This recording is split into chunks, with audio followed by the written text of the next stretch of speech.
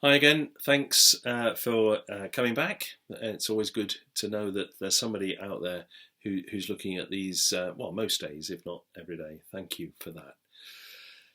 Ephesians chapter 1 and verse 18, we started yesterday. Let me read the whole verse. I pray that the eyes of your heart may be enlightened in order that you may know the hope to which he has called you. That's as far as we got yesterday, but now Paul explains the hope. Halfway through, the riches of his glorious inheritance in his holy people. Who are his holy people? Well, those who are made holy, who are made righteous, who are made right with God through the sacrifice and the salvation of Jesus the Christ. So if we're a Christian today, if we've accepted Jesus as Lord, then we are his holy people. We are made holy. 1 Peter talks about this, how we become a holy people, a righteous nation. So that includes all of God's people. So what it then is the hope to which he's called us? Well, the riches of his glorious inheritance.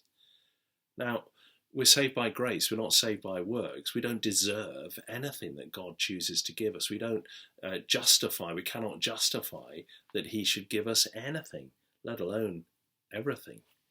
But what we're reading here is that by becoming his holy people, we are recipients of a glorious inheritance.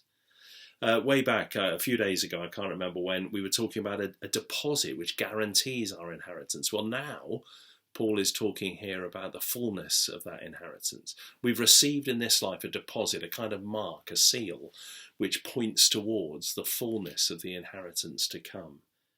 But the glorious hope to which he has called you, the riches of his glorious inheritance, the fullness of this inheritance in his holy people.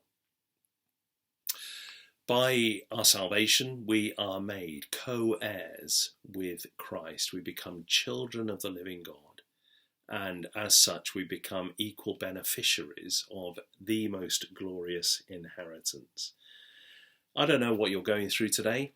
I don't know what life is like for you just at the moment. But it may be that you feel, overwhelmed by sorrow, by sadness, by illness, by anxiety, by all sorts of things.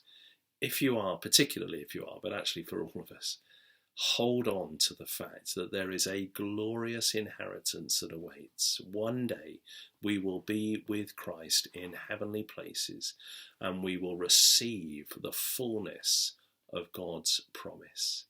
That's the hope, that's the detail of the hope or the expectation that we can cling hold to, whatever we go through in this life and in this time. Let me pray. Father, thank you for the promise of your word, the promises of your word. Thank you for the assurance of your word that we can one day receive a glorious inheritance because of Jesus, not because of us, but because of all that you have gifted us through Christ. Thank you so much. Help us, Lord, to have our hearts enlightened, as we thought about yesterday, in expectation of that. Amen. God bless you. Take care.